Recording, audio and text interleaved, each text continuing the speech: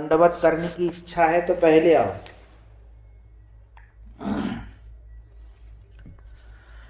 तो ये जो कथा है बहुत ही सुंदर है। यह हमारे गुरुजी ने लिखा। इस ग्रंथ का नाम है प्रबंध पंचकम। पंचरात्रि गुरु परंपरा एवं भागवत परंपरा, इन सब के विषय में जानना चाहिए। इस ग्रंथ का नाम क्या है? छोटा छोटा नोटबुक बनाना चाहिए।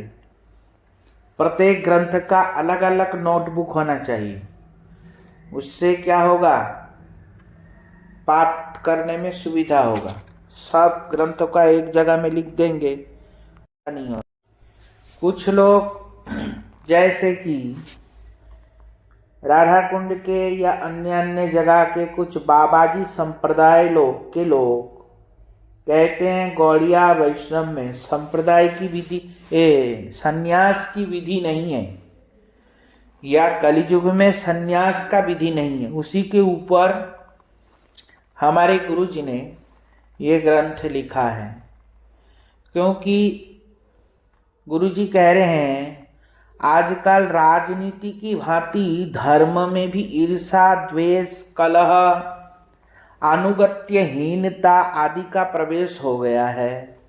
जैसे राजनीतिक होता है ना, ऐसे धर्म भी ईर्षा, द्वेष, अनुगत्यहीनता ये सब प्रवेश कर गया है। पहले महाजनो येन गतस्य पंथा था एवं अनुगत्यमय जीवन का सभी आदर पूर्वक अनुसरण करते थे। अनुगत्य में रह के ही प्रत्येक व्यक्ति भजन करते थे, अनुसरण करते थे। पर आजकल जैसे राजनीतिक हो गया, ठीक इसी प्रकार धर्म में भी हो गया। समय के फेर से आजकल कुछ संकीर्ण मतलब कम बुद्धि वाले लोग, अविकसित लोग, विचार संकीर्ण विचार वाले, संकीर्ण मतलब क्या है? जिनकी संकुचित बुद्धि, या संकीर्ण के मतलब होता है कम बुद्धि। समझ में आया? अनिर्वाचीन व्यक्ति प्राचीन परंपरागत अनुगत्य के पवित्र सूत्र को छिन्न भिन्न कर विशुद्ध सांप्रदायिक सौहार्द को नष्ट करना चाहते हैं। जो संप्रदाय के सौहार्द एक सुंदरता है उसको नष्ट करना चाहते हैं। कुछ ऐसे लोग हो गए हैं। तथा मन गढ़ंत भजन प्रणाली का आविष्कार करने में और उसी को प्रमाणिक स्थापित करने में अपनी गरिमा समझते हैं। मन गढ़ंत भजन प्रणाली बना देगा, सिद्ध प्रणाली बना देगा, और उसी को स्थापना करने के लिए क्या करते हैं? तत्पर रहते हैं। और संप्रदाय के भेद दृष्टिकारी ये लोग यह समझ नहीं पा रहे हैं कि अपने इस असाधु प्रयास से कलियुग पावनकारी श्री चैतन्य महाप्रभु की मनोभीष्टा सेवा की विपरीत गौड़िया संप्रदाय के जड़ को खोद रहे हैं। वो चैतन्य महाप्रभु के विपरीत होकर के वास्तविक में गौड़िया संप्रदाय के जड़ को खोदने में लगा हुआ है। मतलब उसको उखाड़ना चाहते हैं। वास्तविक में ऐसा करना चाहते हैं। वो लोग ऐसे हैं। अभी कुछ दिनों पूर्व श्रीधाम वृंदावन के श्यामलाल हकीम द्वारा संपादित महाप्रभु श्री गौरांग स्मारिका प्रकाशित हुई है। ये वृंदावन में एक बाबाजी संप्रदाय के लोग हैं जिसका नाम है श्यामलाल हकीम। ये वृंदावन में ग्रंथ छापता है। समझ में आया? इन्होंने गौरांग स्मारिका नामक एक ग्रंथ प्रकाशित किया है।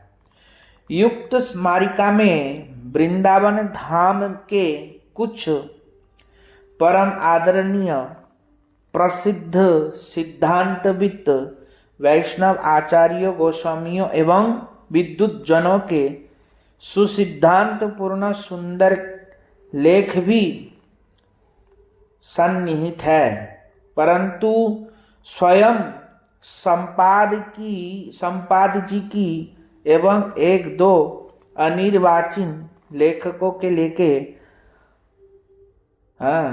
अनर्थक, विद्वेष मूलक, अशास्त्रीय और विशुद्ध संप्रदाय सौहार्द को नष्ट करने के लिए प्रबंध भी प्रकाशित हुए हैं। इस ग्रंथ में जो हमारे संप्रदाय के विशुद्ध सिद्धांत है उसको हिलाने की एवं नष्ट करने की चेष्टा की गई है।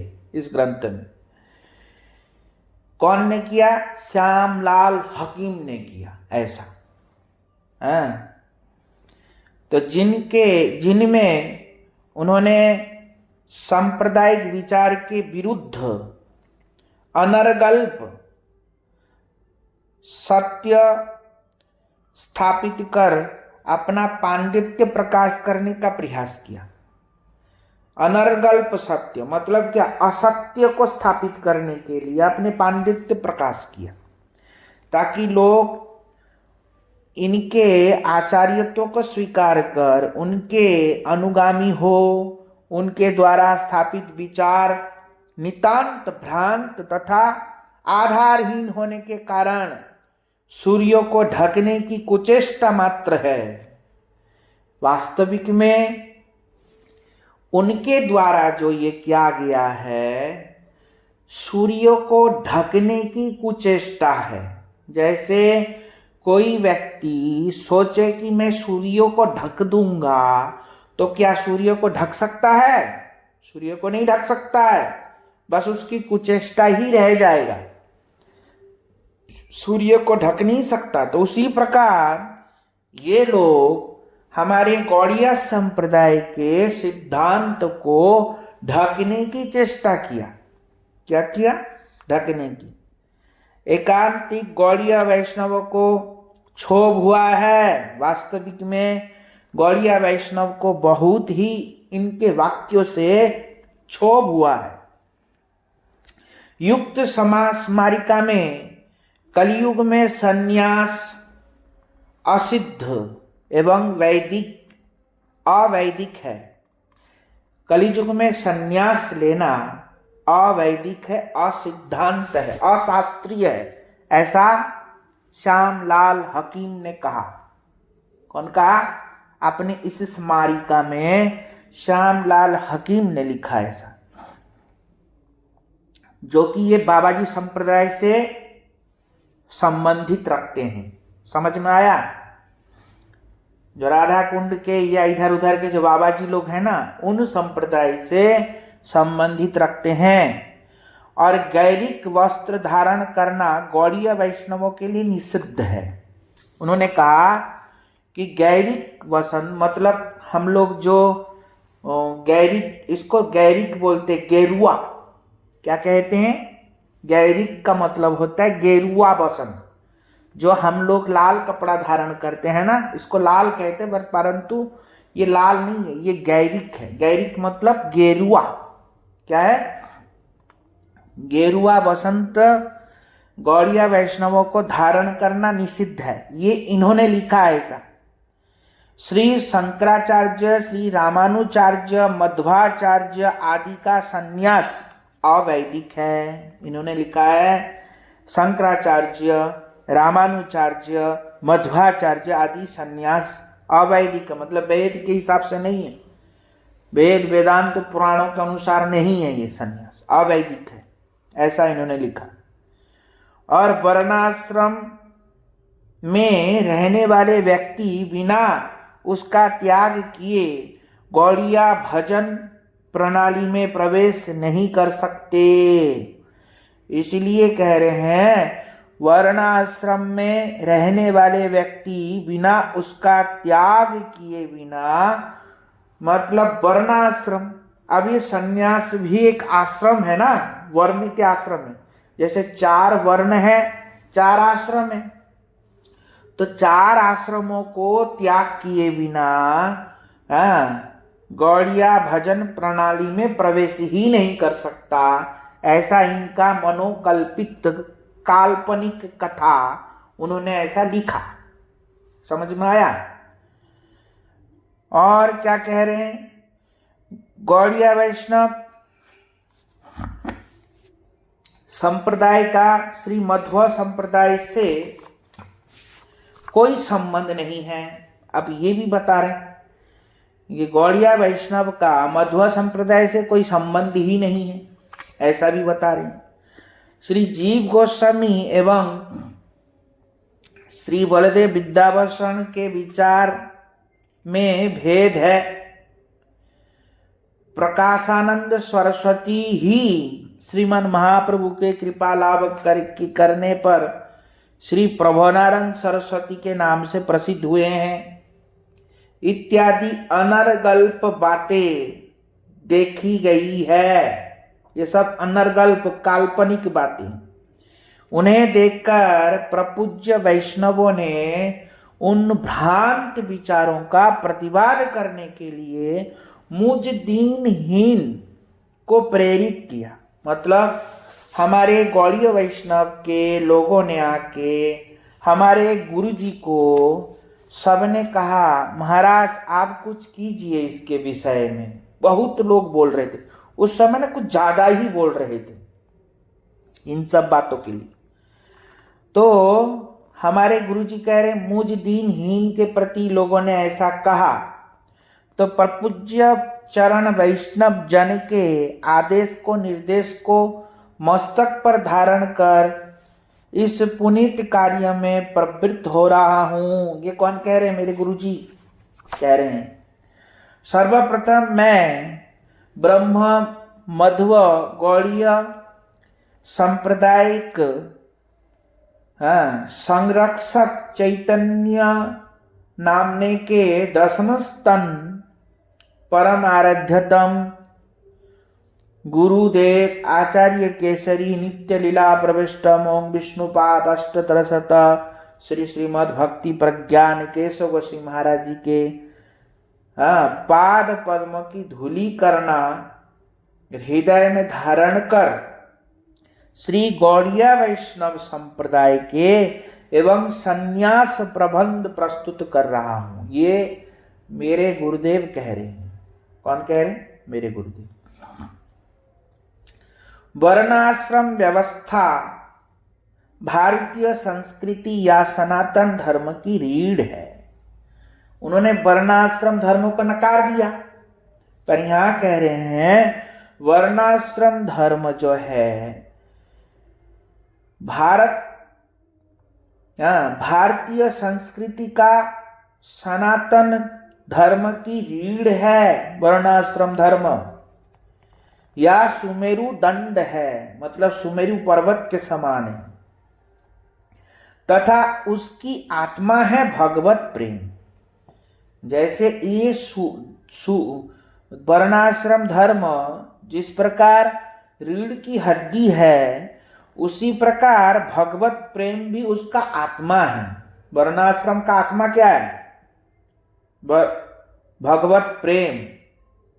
भगवान का प्रेम ही उसका आत्मा है।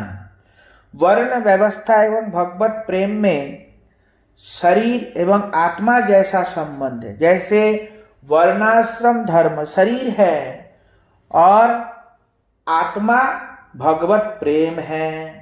समझ में आया?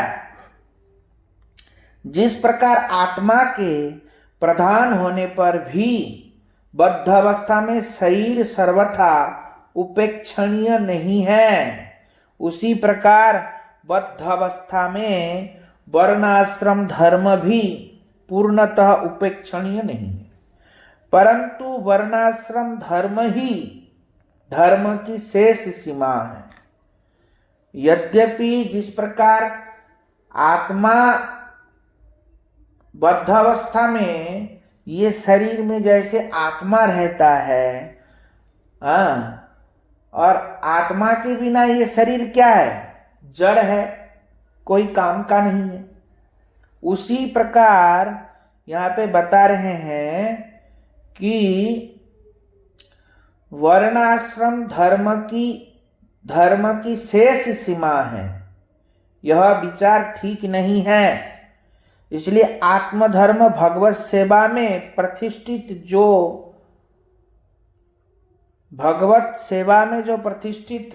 हो जाने पर वर्णाश्रम का लक्ष्य पूर्ण हो जाता है। वास्तविक में वर्णाश्रम का लक्ष्य क्या है? वर्णाश्रम का लक्ष्य है भगवान की प्रेम प्राप्त करना। क्या है? भगवान की प्रेम प्राप्त करना। किसी भी अवस्था में रहो, उसका लक्ष्य है भगवान की प्रेम प्राप्त करना। जो जिस स्थान पे रहे वो उसी स्थान से भगवान की प्रेम प्राप्त करना ही उसका लक्ष्य है, और प्रेम प्राप्त करना ही उसका वर्णाश्रम धर्म का सफलता है। तो वर्णाश्रम धर्म क्या है? भगवान की प्रेम प्राप्त करने के लिए वर्ण व्यवस्था दी गई है शास्त्रों में। उस अवस्था में ही वर्णाश्रम धर्म से संपूर्ण निरपेक्ष रहकर एकांतिक भगवत भजन में तत्पर हुआ जा सकता है। जहाँ वर्णाश्रम व्यवस्था नहीं है वहाँ आत्मधर्म विशुद्ध भगवत भक्ति का अभाव देखा जाता है। वहाँ अधिक से अधिक भक्ति का आभास या विकृत प्रतिफलन ही दृष्टिगोचर होता है। बोलते जहाँ वर्णाश्रम की व्यवस्था नहीं होता है वहाँ भक्ति भी नहीं होती। तो इसलिए वर्णाश्रम की व्यवस्था जो दी गई है शास्त्रों में वो केवल भक्ति के लिए ही दिया गया है ऐसा। इसलिए कभी भी भारतीय धर्म संप्रदायों में दैव वर्णाश्रम का आदर परिलक्षित होता है। इसलिए भारतीय धर्म संप्रदायों में दैव वर्णाश्रम का आदर परिलक्षित होता है। दैव वर्णाश्रम किसको कहते हैं? जो कार्य से ब्राह्मण होता है, दैव वर्णाश्रम उसको कहते हैं। दैव वर्णाश्रम मतलब जाति से कोई शूद्र है पर कार्य से ब्राह्मण है तो हम उनको ब्राह्मण मानेंगे, उसको कहते हैं दैव वर्णाश्रम। भक्ति साधक अपने साधन भजन के अनुकूल किसी भी आश्रम में रहकर अथवा अधिकारी होने पर वर्ण आश्रम का संपूर्ण रूप से परित्याग कर भी भजन कर सकते हैं। वर्णाश्रम का त्याग करके भी भजन कर सकता है, ऐसे कह रहे हैं। विशेषतः अनर्थ निवृत्त जात भाव पुरुषों के ऊपर वर्णाश्रम विधि का कोई अंकुश नहीं होता। जो अनर्थ निवृत्त हो चुका है जिनकी, और जात भाव पुरुष के ऊपर वर्ण आश्रम का विधि का कोई अंकुश नहीं है। जो वर्ण आश्रम में भी विधि दी गई है उन विधियों का अनुकरण जिनके अंदर जात भाव, मतलब क्या, जो व्यक्ति भगवान की भक्ति में मग्न हो चुका है या जिस व्यक्ति के हृदय में भाव आ गया है, भक्ति का भाव जिस व्यक्ति के हृदय में आ गया उसके ऊपर वर्णाश्रम लागू नहीं होता। समझ में आया? वो उनके ऊपर उठ चुके होते हैं जिनके अंदर भाव आ जाता है। क्या समझ में आया? उनके ऊपर वर्णाश्रम का नियम लागू नहीं होता। किंतु जब तक ऐसी स्थिति नहीं होती तब तक वर्णाश्रम को बाह्य अंगीकार कर उसके प्रति आसक्ति एवं उसके अभिमान से दूर रहकर साधन भजन करना ही श्रीमद् महाप्रभु के अनुगत गौड़ीय वैष्णवों को अभिष्ट रहा है। किंतु जिन लोगों का ऐसा भाव नहीं आया, मतलब अनर्थ निवृत्ति नहीं हुआ या भाव नहीं आया, उन लोगों को वर्णाश्रम में रह के महाप्रभु का भजन इत्यादि करना चाहिए। उन लोगों को क्या करना चाहिए? वर्णाश्रम में रह के ही भगवान का भजन करना चाहिए, ऐसे कह रहे हैं। और उसके अभिमान से भी दूर रहना पड़ेगा। जैसे गृहस्थी से ब्रह्मचार्य श्रेष्ठ है और ब्रह्मचारी से भी वानप्रस्थ श्रेष्ठ है और वानप्रस्थ से भी संन्यास श्रेष्ठ है ना। इसलिए गृहस्थी कहां से उत्पन्न हुआ है? जंघा से। ब्रह्मचारी हृदय से, अभी बताएंगे।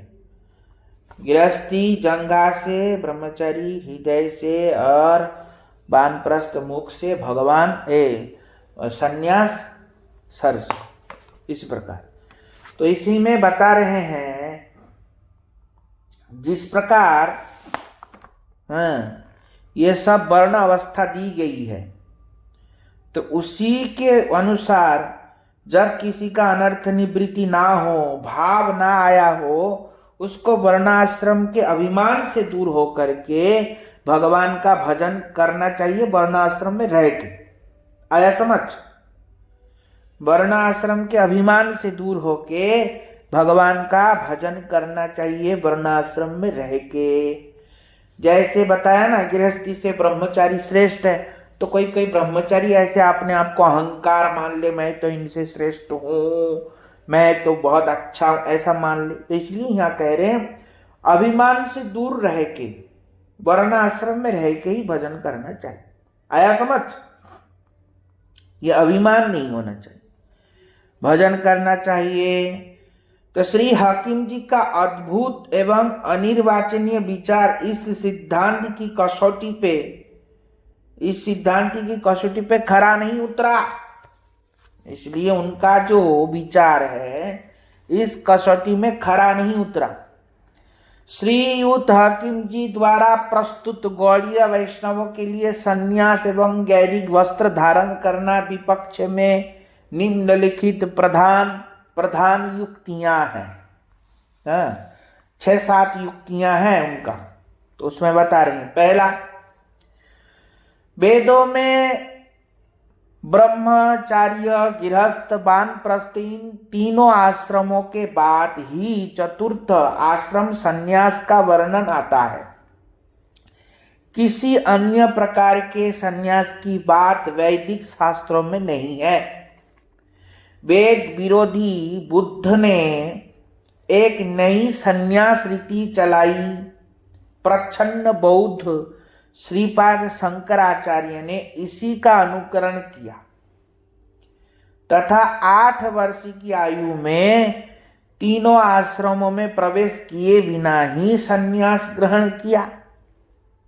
तीनों आश्रम में गए नहीं। पहले ब्रह्मचारी के बाद क्या होना चाहिए? गृहस्थ होना चाहिए था, गृहस्थ हुआ नहीं, वानप्रस्थ भी नहीं, डायरेक्ट संन्यास ले। ये भी गलत है, ऐसा श्याम हकीम जी कहते।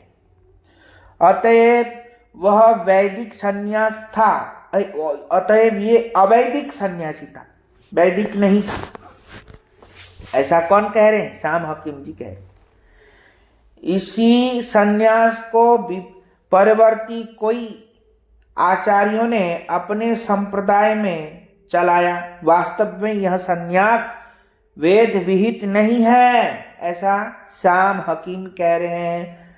दूसरा, कलिकाल में संन्यास वर्जित है।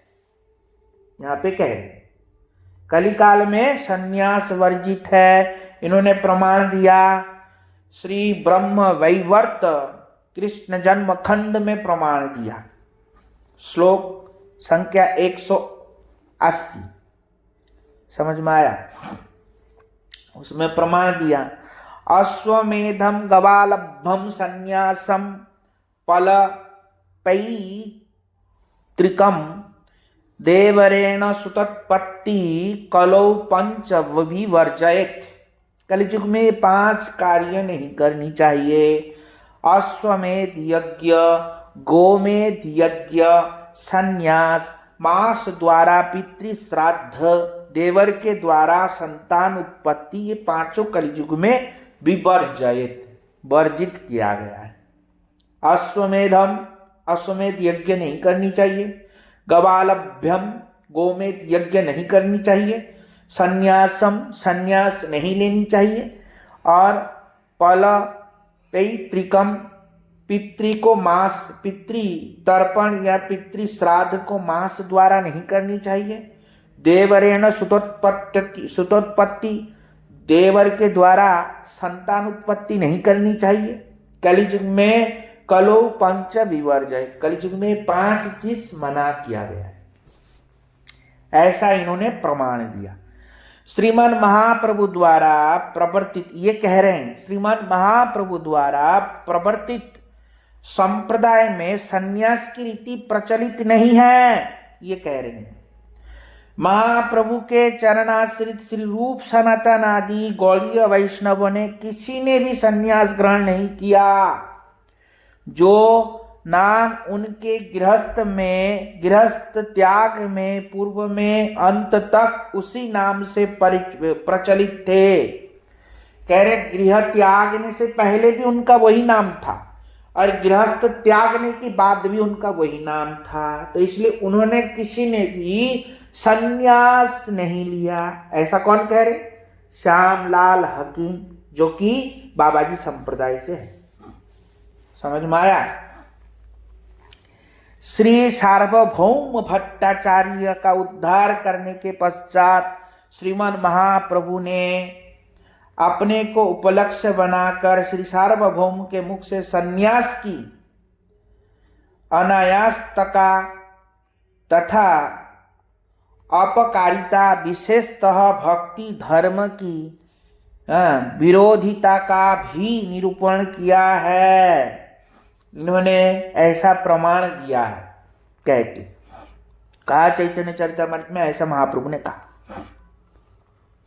श्रीमान महाप्रभु ने किसी को सन्यास ग्रहण करने का उपदेश नहीं दिया, ऐसा ये कह रहे हैं, बल्कि उन्होंने ऐतो सब छाड़ी कार वर्ण आश्रम धर्म अकिंचन होइया लय कृष्णैक शरण, ये सब कहा महाप्रभु ने। मैं वर्णाश्रम त्याग की उपदेश दिया है, तो इसमें कह रहे हैं वर्णाश्रम त्याग का उपदेश दिया। महाप्रभु ने वर्णाश्रम में जाने की कहा ही नहीं, ऐसा प्रमाणित करके कह रहे हैं। श्री चैतन्य चरितामृत में सनातन गोस्वामी ने गौड़ीय वैष्णवों के लिए रक्त लाल वसन धारण करना निषिद्ध बताया है। रक्त वस्त्र वैष्णवेते परिधाने ना युयाय, सनातन गोस्वामी महाराज ने चैतन्य चरितामृत में 3 परिच्छेद के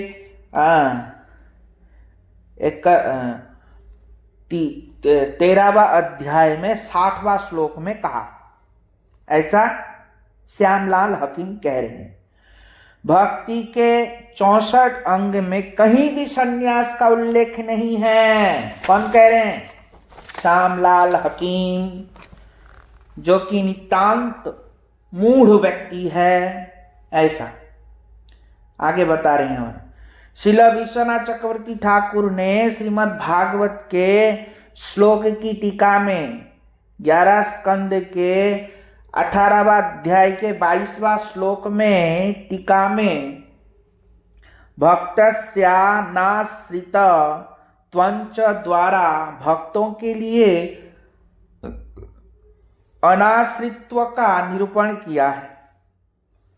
विशुद्ध सांप्रदायिक तत्व से अनभिज्ञ माननीय लेखक महोदय तो साधारण परमार्थिक शिष्टाचार की भी तिलांजलि देकर के गंभीर वैष्णव अपराध से तनिक भी भयभीत नहीं हुए बिना जड़ विद्या निपुण शुष्क तार्किक एवं परमार्थ अनुभूति रहित लेखकों के अपसिद्धांत मूलक विचारों को नकल कर व्यर्थ ही गौड़ीय संप्रदाय में वाद विवाद खंड विखंड वे भेद की सृष्टि कर रहे हैं। कौन? हमारे गुरुजी कह रहे हैं। ये बात कौन कहा? हमारे गुरुजी। क्या बोला? अब क्या गाली दे सकते हैं ऐसे लोगों को? इससे ज्यादा गाली थोड़ी दे सकते हैं। तो इसलिए यहां पे कह रहे हैं, क्या कह रहे हैं? बोलते महोदय साधारण परमार्थिक शिष्टाचार भी तिलांजलि दे करके, जिसके अंदर साधारण शिष्टाचार भी नहीं है, मतलब क्या? वो बदतमीज है। क्या? इसको ठीक से अगर जानेंगे तो क्या जानेंगे? इसको बदतमीज कहेंगे। इसको बदतमीज, साधारण शिष्टाचार भी नहीं है, तिलांजलि दे करके गंभीर वैष्णव अपराध से तनिक भी भयभीत हुए बिना, गंभीर वैष्णव अपराध से भी उसको भय नहीं लगा, ऐसे पापी है वो। ऐसे अब और क्या कहेंगे? समझ में आया? जड़ विद्या में निपुण तो कह रहे हैं वो वैष्णव अपराध से भी तनिक भी भयभीत नहीं हुए हैं,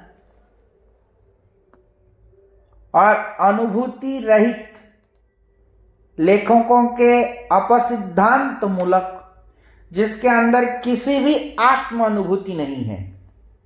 आत्म अनुभूति होता था ऐसी अनर्गल्प बातें, मतलब मनगढ़ंत कहानी की जैसे बातें नहीं करते, विचारों की नकल कर ही गौड़ीय वैष्णवों के बाद विखंड का भेद की सृष्टि कर रहे हैं। मतलब तर्क वितर्क करके गौड़ीय वैष्णव के सिद्धांत को नकारने की चेष्टा कर रहे हैं। वे चैतन्य चरितामृत आदि ग्रंथों में उल्लिखित तत्वों को छिपा करके उसकी विपरीत नितांत असत्य विवरण देने तथा विशुद्ध भक्ति संप्रदाय को आचार्य रामानुचार्य मध्वाचार्य आदि को मुक्तिवादी अवैदिक सन्यासी कहने तथा माधवेंद्र पुरी आदि को भी अद्वैतवादी सन्यासी घोषित करने में संकोच भी नहीं कर रहे हैं। इतने अपराधी है वो।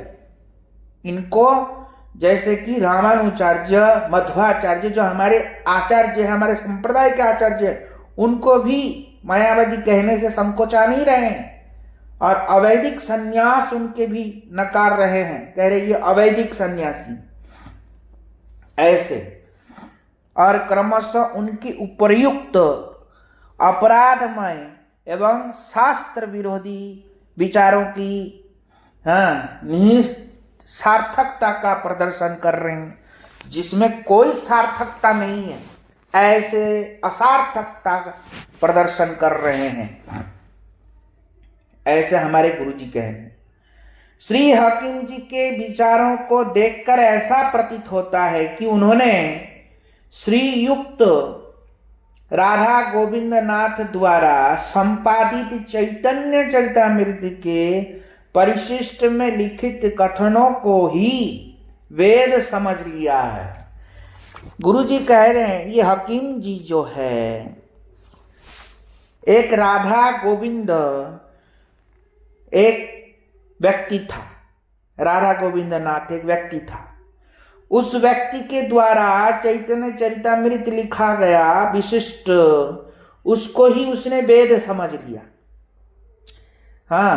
यदि वे वेद उपनिषद स्मृति पुराण आदि शास्त्रों को स्वयं पढ़ते तो वे ऐसी अशास्त्रीय बातें कदापि नहीं लिखते।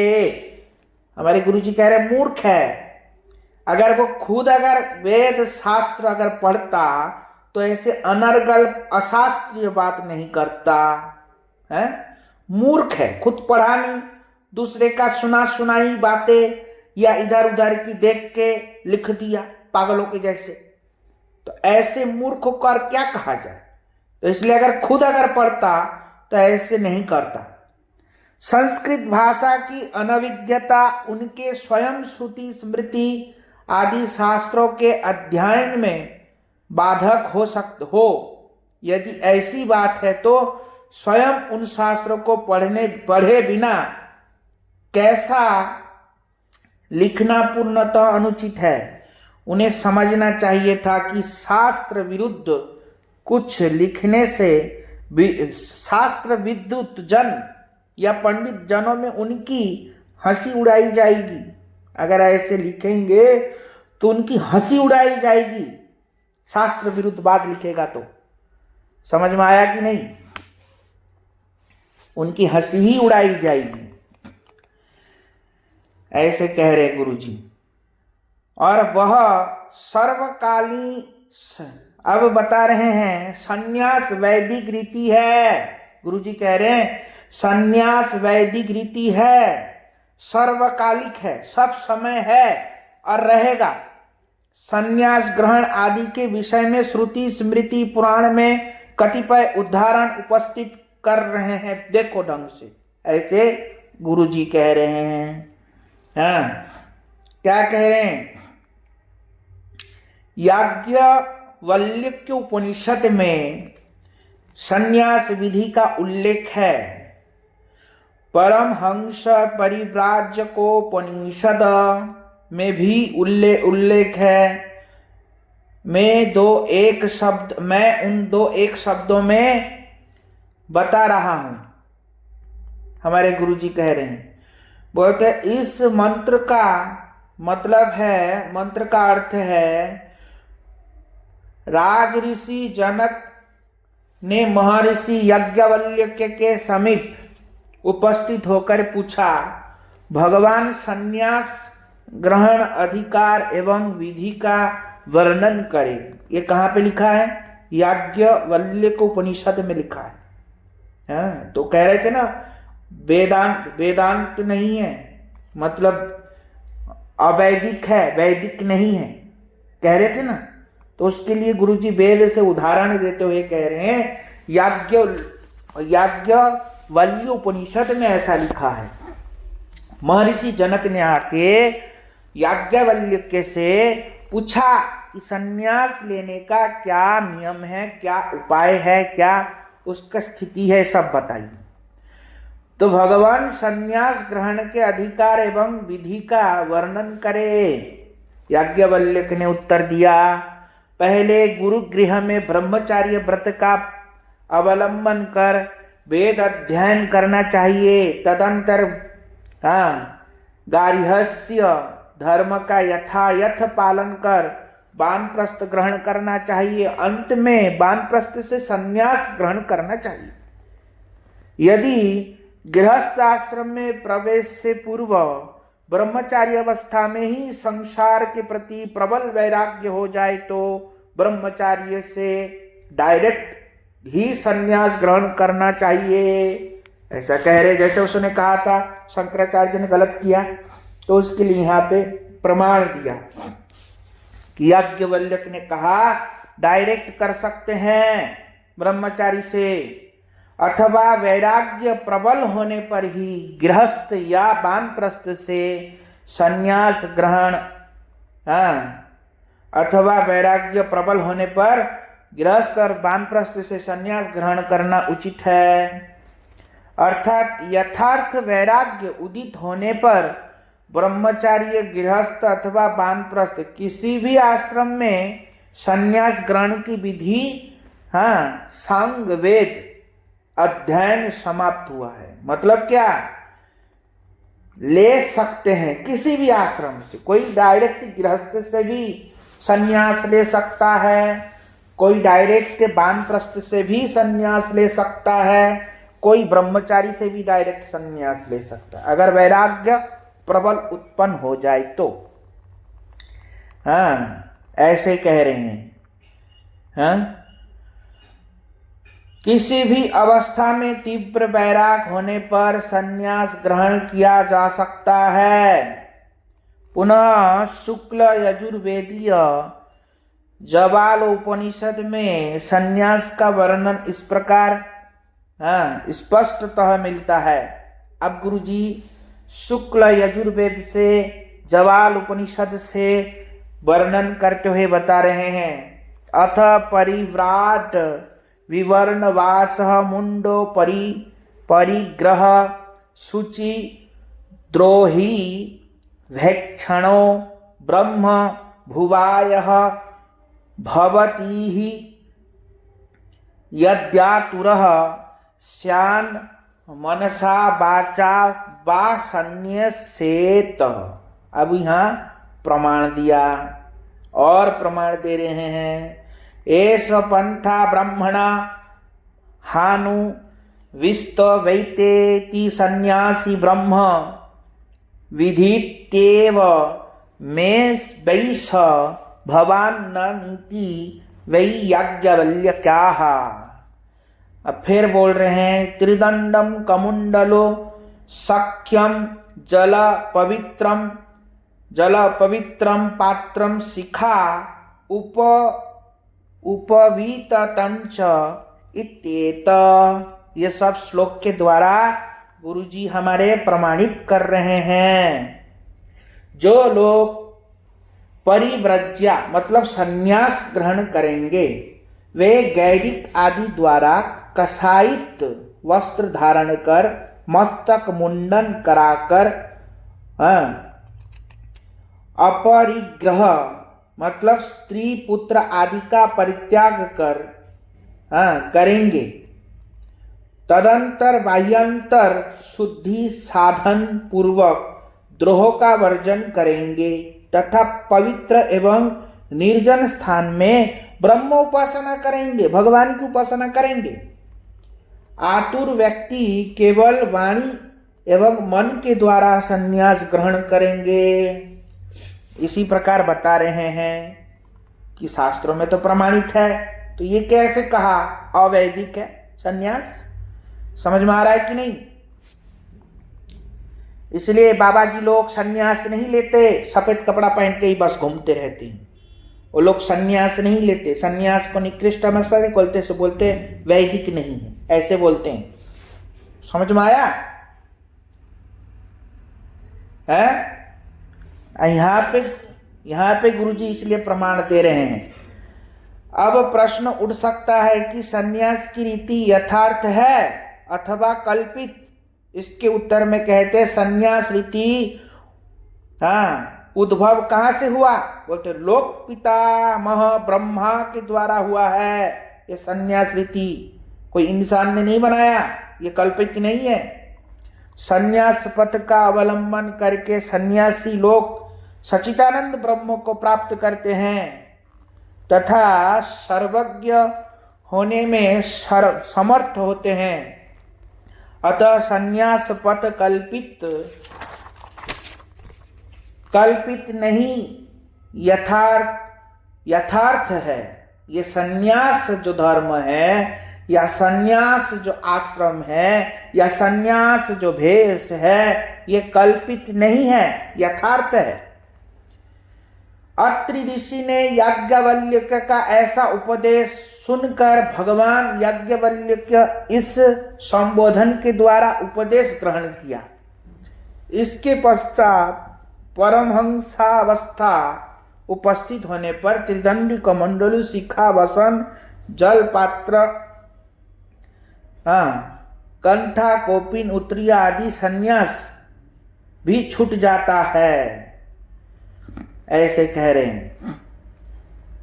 मतलब क्या? परमहंस अवस्था जब आता है उस समय व्यक्ति कुछ भगवान के भक्ति में इतने पागल हो जाते हैं कि उनको होश ही नहीं रहता है कि मैं कपड़ा पहना हूं या नहीं, मेरे शिखा है या नहीं, मेरे परिधान में कुछ है या नहीं, ऐसा हो जाता है। जब कोई सन्यास लेके भगवान का उपासना करता है, उपासना में इतना ऊपर उठ जाता है, भगवान में इतना तन्लीनता आ जाता है भक्ति में कि उस समय उसको ऐसा प्रतीत हो जाता है, तो उस समय ये सब चीज से भी छूट जाता है, उससे भाव में इतना विभोर हो जाता है। तो उस समय के लिए बताया, ऐसे बता रहे हैं। तो परमहंस अवस्था तब आता है। अब ये लोग परमहंस बन के पहले से ही घूमते रहते हैं। आया समझ? क्या समझ में आया? जैसे हमारे गौर किशोर दास बाबा जी महाराज जी थे, लगातार एकादशी 15 दिन तक किया, अब 15 दिन के बाद जिस दिन एकादशी है उस दिन अन्न खा रहे, बता द्वादशी है पालन करो।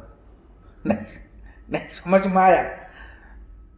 तो उनको पता ही नहीं है कब एकादशी है, कब पूर्णिमा आ रहा है, उनको होश ही नहीं है, शरीर का भान ही नहीं है। तो ऐसे लोगों को परमहंस चूड़ामणि कहा जाता है। क्या समझे? सुखदेव गोस्वामी महाराज जी है, कपड़े ही नहीं पहने, उनको पता ही नहीं कपड़ा है या नहीं है, ऐसा। तो उस समय उनसे संन्यास भी छूट जाता है, तो उस स्थिति को कहा।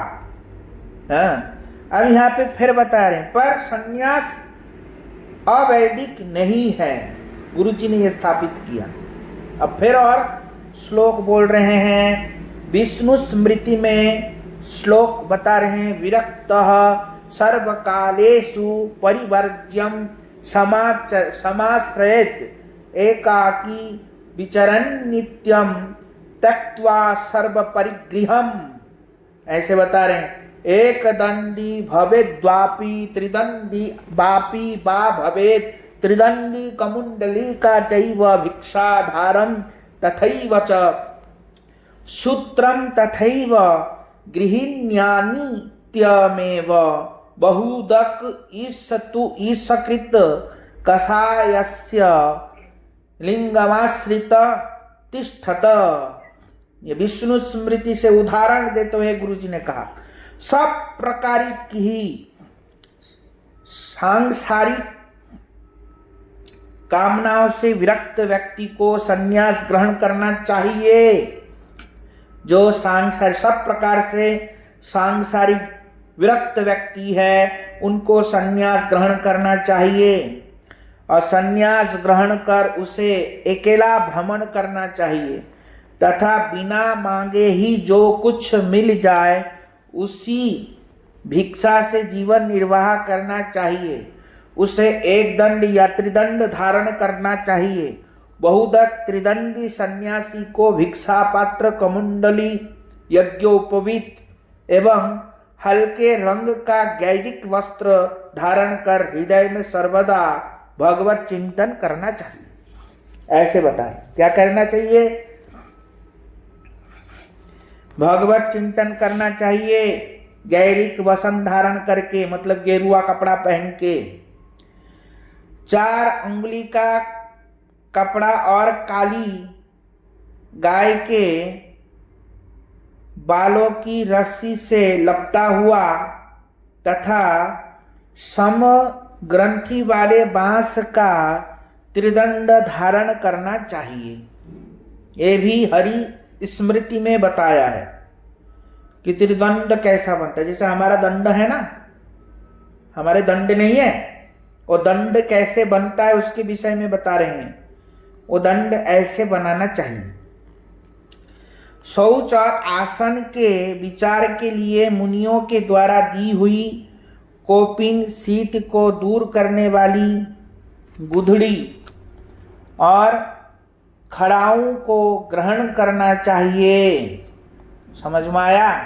ये सब संन्यास के बारे में बता रहे हैं कि ऐसा ऐसा लिखा हुआ है, मना नहीं कर सकते हैं। अन्य वस्तु का ग्रहण नहीं करना चाहिए। ये सन्यासी के सभी काल के चारों युगों में चिन्ह कहे गए हैं। सभी काल मतलब कह रहे थे कलयुग में सन्यास नहीं है, तो उसके लिए कह रहे सभी काल में बताए, सर्वकाल ऐसे बताया। क्या बताया? ये बताया ना, सर्वकालेषु परिव्राज्यम, मतलब सभी काल में, सभी युगों में संन्यास लेना अनिवार्य है, ले सकते हैं। ये नहीं कि कलयुग में संन्यास नहीं लेना चाहिए, जो बताया था पहले, उसके भी खंडन करेंगे आगे जाके, उसको भी खंडन करेंगे हमारे गुरुजी। और महानिर्वाण तंत्र में भी कलयुग में चारों वर्णों और उसमें बहिर्भूत साधारण लोगों को भी संन्यास में अधिकार बतलाया गया है। ये कहाँ पे बताया? महानिर्वाण तंत्र में बताया। तंत्र शास्त्र होता है ना, तो तंत्र शास्त्र में बताया अवधूताश्रितो देवी कलौ संन्यास उच्यते विधिना येन कर्तव्यं तम सर्वं शृणु संपदम। हाँ, बहुत बड़ा श्लोक है। यहाँ पे बता रहे हैं, हे देवी, कलयुग में अवधूत आश्रम को संन्यास कहा जाता है। उसके लिए जो भी विधि है उसे श्रवण करो। सब प्रकार के कर्मों से विरक्त होने पर तथा ब्रह्म ज्ञान संपन्न होने पर आध्यात्म विद्या भगवत तत्व में निपुण व्यक्ति को संन्यास ग्रहण करना चाहिए। इस संन्यास संस्कार में ब्राह्मण, क्षत्रिय, वैश्य, शूद्र, वर्ण बहिर्भूत, मतलब ब्राह्मण, क्षत्रिय, वैश्य, शूद्र नहीं भी होगा। जैसे विदेशी लोग हैं, ये लोग किसी वर्ण में नहीं है, तो उसके लिए कह रहे हैं, यहाँ प्रमाण है, ब्राह्मण, वैश्य, शूद्र को तो संन्यास लेना ही चाहिए, कोई दिक्कत नहीं है। अगर अंत्यज भी है, कोई और जाति का भी नहीं है, तो भी संन्यास ले सकता है। कौन कह रहे हैं? देवी पार्वती को शंकर जी कह रहे हैं। कहाँ पे? महानिर्माण तंत्र में कह रहे हैं। ये महानिर्माण तंत्र का श्लोक है, 8वां श्लोक। समझ में आया? साधारण जन पांचों का अधिकार है, यहां तक कि कली के प्रबल होने पर भी विप्र तथा दूसरे वर्णों के लोगों को भी इसमें अधिकार है। ऐसे बताया, कुला बहुत संस्कारे पंचना अधिकारिता विप्रान मित रे सांच वर्णानम प्रबले कलौ। विप्र एवं अमितरे सांच मतलब दूसरे वर्ण के भी व्यक्ति संन्यास कलियुग में ले सकते हैं। प्रबले कलौ, प्रबल कलियुग होने पर भी ले सकता है। समझ में आया? तो ये, और मनुस्मृति ने भी बताया, हमारे गुरुदेव क्या बता रहे हैं? बाग दंडो अथो मनो दंड काय दंडस तथैव च कस्य यस्यैते निहिता बुद्धौ त्रिदंडिति सौच्यते। मनुस्मृति बताया, बाघ, काय और मनोदंडों को धारण करने वाले त्रिदंडी सन्यासी होते हैं। बाघ और काय और मनोदंडों को जो धारण करते हैं उसको त्रिदंडी सन्यासी कहते हैं। मतलब काय, मन, वाक्य को जो संयमित कर सकता है वो त्रिदंडी सन्यासी है। त्रिदंड का मतलब वही है। ये भी एक प्रकार की त्रिदंडी है। ये भी एक प्रकार है। क्या? काय, मन, वाक्य को जो संयमित करता है वो त्रिदंडी सन्यासी के अधिकारी है या वो त्रिदंडी है। ऐसे कहा। अमल पुराण भागवत में श्री कृष्ण चरणों आश्रय की उत्पत्ति के विषय में उद्धव ने कहा, गृहाश्रमो जघन तो ब्रह्मचर्य हृदो मम वक्षस्थलो वक्षस्थलो द्वने वासः संन्यास शिरसि स्थित। अभी बताया, जो गृहस्थ है भगवान की जंघा से उत्पन्न हुआ, ब्रह्मचारी भगवान के हृदय से, ब्रह्मचारी और हृदो ममो और वक्षस्थलो वसे वासः। ब्रह्मचार्य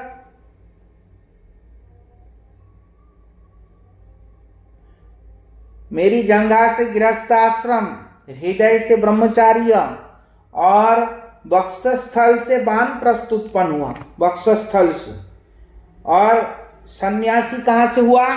सन्यासी शिरसी, सिर से उत्पन्न हुआ। ऐसे भगवान ने भागवत में बताया।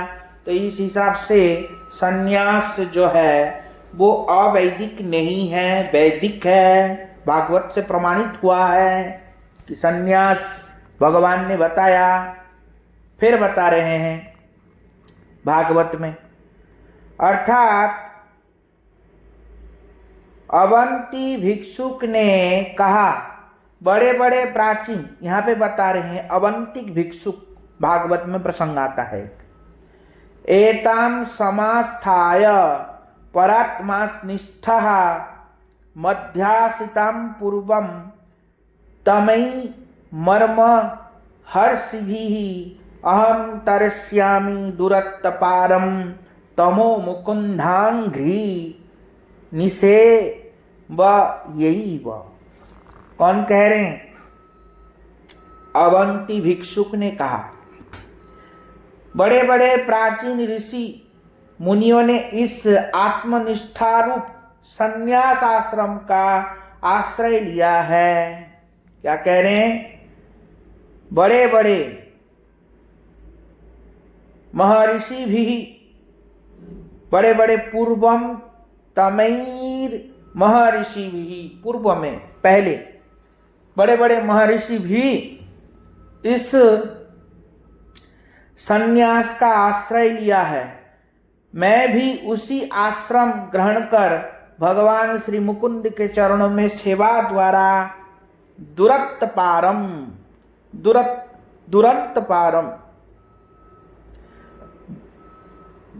पार अज्ञान सागर को अनायास ही पार कर लूंगा और श्री मुकुंद चरणों में सेवा प्राप्त करूंगा। इस भाव से मैं भी संन्यास ग्रहण करूंगा।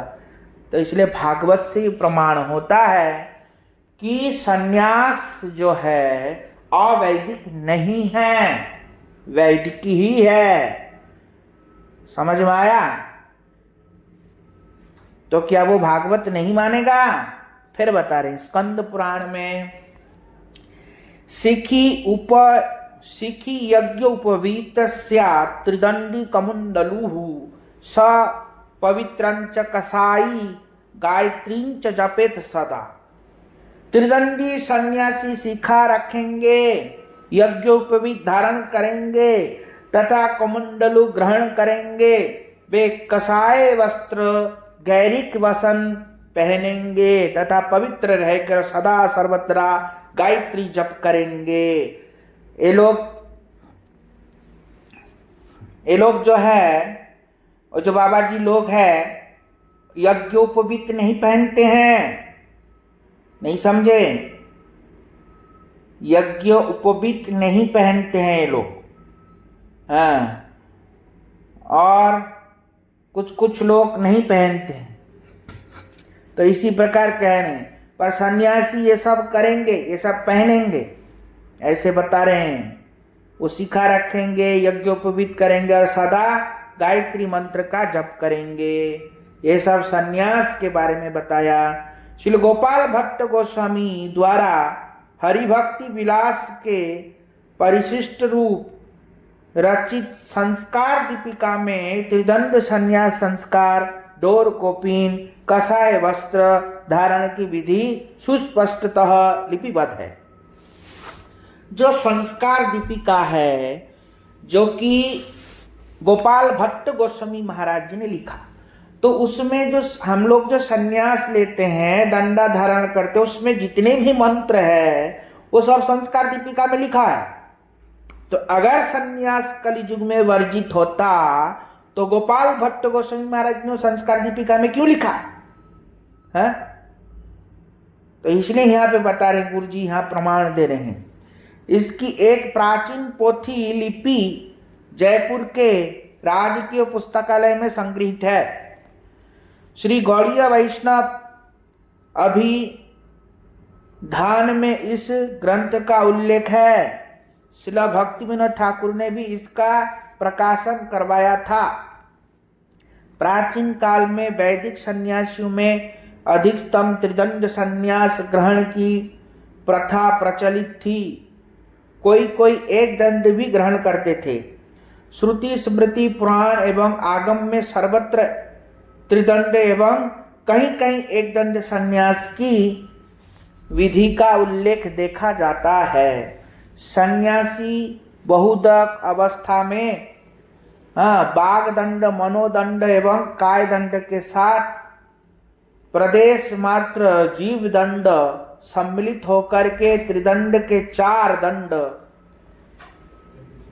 एकत्र संलिपिष्ट रहते हैं।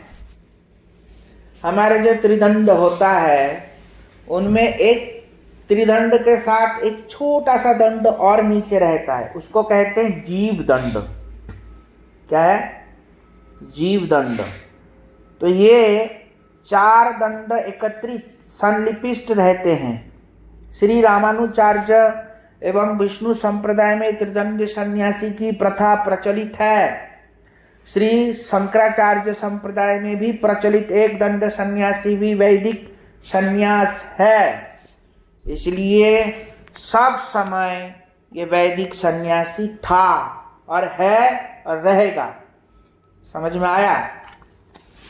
इसलिए बाकी की कथा अब हम कल श्रवण करेंगे। इसमें और अच्छा कल लगेगा। क्या समझ में आया?